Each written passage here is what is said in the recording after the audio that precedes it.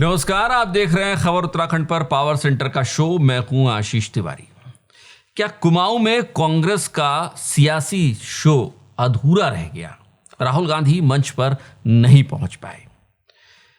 क्या वाकई में राहुल गांधी अगर पहुंचते तो कांग्रेस की स्थिति कुछ बदलती? और सवाल यह भी है कि राहुल गांधी ने न पहुंचकर भी आखिर क्या संदेश देने की कोशिश की है।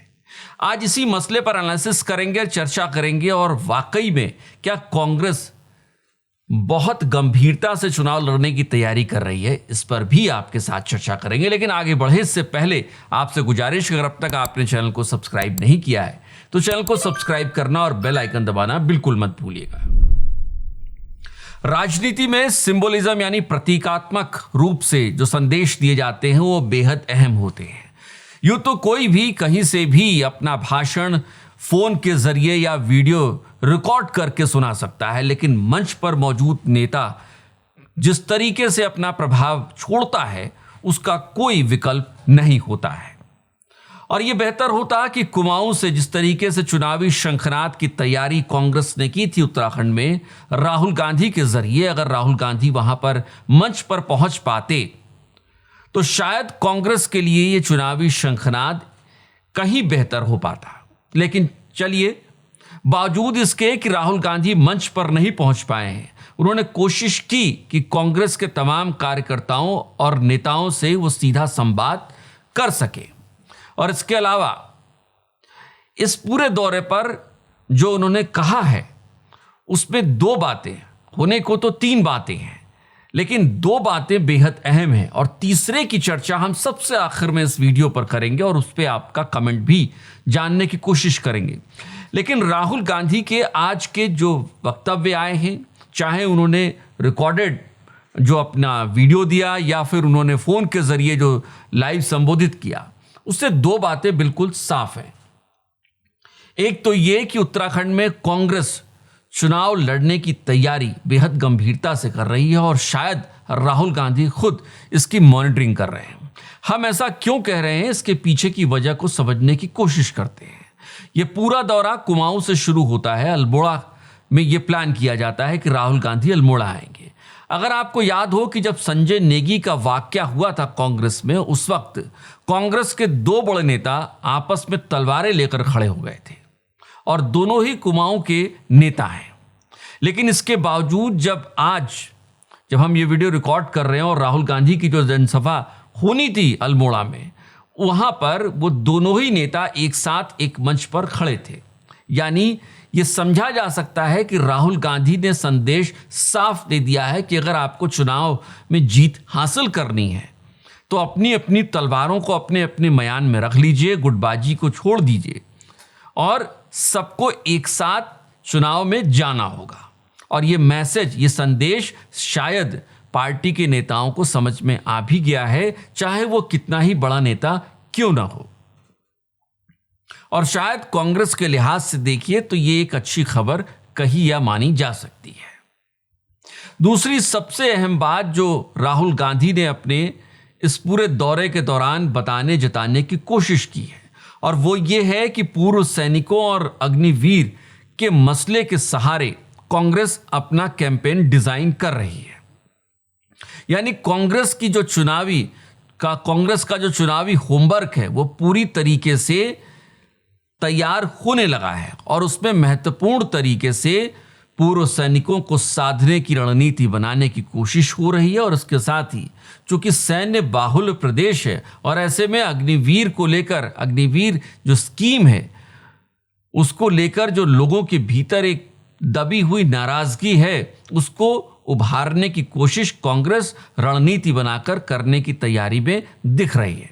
और यही वजह है कि खुद राहुल गांधी इस पूरी रणनीति की कमान संभाले हुए हैं। यानी दो मसलों पर भारतीय जनता पार्टी को कांग्रेस का सीधा सामना करना होगा। एक तो तमाम जो कांग्रेस के नेता हैं वो आपको शायद एक साथ एक मंच पर दिखाई दे जाएंगे, यानी पार्टी एकजुट होकर चुनाव लड़ने की तैयारी कर रही है। और दूसरा मसला जिस पर भारतीय जनता पार्टी को जवाब देना मुश्किल होगा। मुश्किल क्यों होगा ये भी आपके साथ साझा कर लेते हैं। दरअसल कर्नल कोठियाल को भारतीय जनता पार्टी ने आगे किया और कर्नल कोठियाल ने अग्निवीर जो स्कीम है उसके तमाम फायदे गिना डाले। लेकिन जब उनसे पूछा गया कि क्या वाकई में अगर आप आज अग्निवीर स्कीम के तहत सेना में आ रहे होते और आपको पेंशन न मिल रही होती, तो वो कोई जवाब दे नहीं पाए। तमाम सोशल मीडिया के रील्स में कर्नल कोठियाल इसी तरीके से इधर उधर देखते इस सवाल पर देखे जा रहे हैं। यानी साफ है कि अग्निवीर के मसले पर भारतीय जनता पार्टी को कांग्रेस के सख्त या कहिए कि बहुत बेहतर रणनीति का सामना तो करना पड़ेगा। और कैसे साधेगी बीजेपी, ये बीजेपी के लिए एक बड़ी चुनौती होने वाली है, क्योंकि बीजेपी जो सोच रही थी कि अपने ऐसे पूर्व सैनिक नेताओं के सहारे वो अग्निवीरों या पूर्व सैनिकों को साधे रखेगी, तो शायद इसमें मुश्किल आने वाली है। ये दो पहलू बिल्कुल साफ है। लेकिन अब बात जिसका जिक्र हमने इस वीडियो की शुरुआत में किया था, वो ये है तीसरा और सबसे महत्वपूर्ण, जिसे लेकर समूचा राज्य बेहद गहरी नाराजगी में है। सरकार, धामी सरकार खास तौर पर, कोशिश पूरी की उसने, लेकिन फिर भी कहिए कि नाराजगी को खत्म कर पाई ऐसा कहा नहीं जा सकता है। और वो मसला है अंकिता भंडारी की मौत का मसला। भले ही राज्य सरकार ने इस पूरे मामले में सीबीआई जांच की संस्तुति कर दी, लेकिन इसके बावजूद जिस तरीके से उर्मिला सनावर ने दुष्यंत गौतम का नाम लिया, तमाम बीजेपी के नेताओं का नाम लिया और उसके बाद भारतीय जनता पार्टी बैकफुट पर आई, तो ऐसे में भारतीय जनता पार्टी के लिए अंकिता भंडारी का मसला बेहद अहम होने वाला है। हम ऐसा क्यों कह रहे हैं? क्योंकि खुद राहुल गांधी ने वीडियो कॉन्फ्रेंसिंग के जरिए अंकिता भंडारी के परिजनों से बात की है। यानी संदेश साफ है कि अगर कांग्रेस चुनाव में जा रही है तो कांग्रेस ने साफ कर लिया है कि अंकिता भंडारी के मसले को उस पूरे राज्य में चुनावी कैंपेन के हिस्से में रखेगी और सरकार से सवाल पूछेगी। और ऐसे में भारतीय जनता पार्टी के लिए इस सवाल का जवाब देना मुश्किल होने वाला है। ये बात दीगर है कि भारतीय जनता पार्टी ने अपने प्रदेश संगठन मंत्री अजय कुमार को किसी दूसरे राज्य में भेज दिया है, लेकिन प्रदेश प्रभारी दुष्यंत गौतम अब भी बने हुए हैं। शायद भारतीय जनता पार्टी दुष्यंत गौतम को भी चुनाव से कुछ समय पहले किसी और राज्य में भेज दे और उत्तराखंड से उनको हटा दे।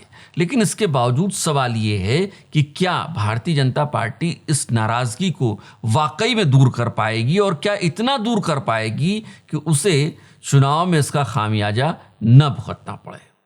और अगर कांग्रेस ने इस मसले पर रणनीति बेहतर करके कैंपेन को डिजाइन किया, तो जाहिर सी बात है कि भारतीय जनता पार्टी के नेताओं के लिए अंकिता भंडारी के मसले पर जवाब देना थोड़ा मुश्किल तो हो ही जाएगा। आपकी क्या राय है? क्योंकि हमने इस वीडियो की शुरुआत में ही कहा था कि अंकिता भंडारी के मसले पर अगर कांग्रेस चुनावी कैंपेन को डिजाइन कर रही है, तो क्या भारतीय जनता पार्टी और उसके नेताओं के लिए यह सवाल मुश्किल होने वाला है? अपनी राय कमेंट बॉक्स में बताना मत भूलिएगा। आपके कमेंट का इंतजार रहेगा। लेकिन आज इस वीडियो में इतना ही। आगे बढ़ें, खत्म करें इस वीडियो को। इससे पहले आपसे एक बार फिर से गुजारिश, अगर अब तक आपने चैनल को सब्सक्राइब नहीं किया है तो चैनल को सब्सक्राइब करना और बेल आइकन दबाना बिल्कुल मत भूलिएगा। नमस्कार।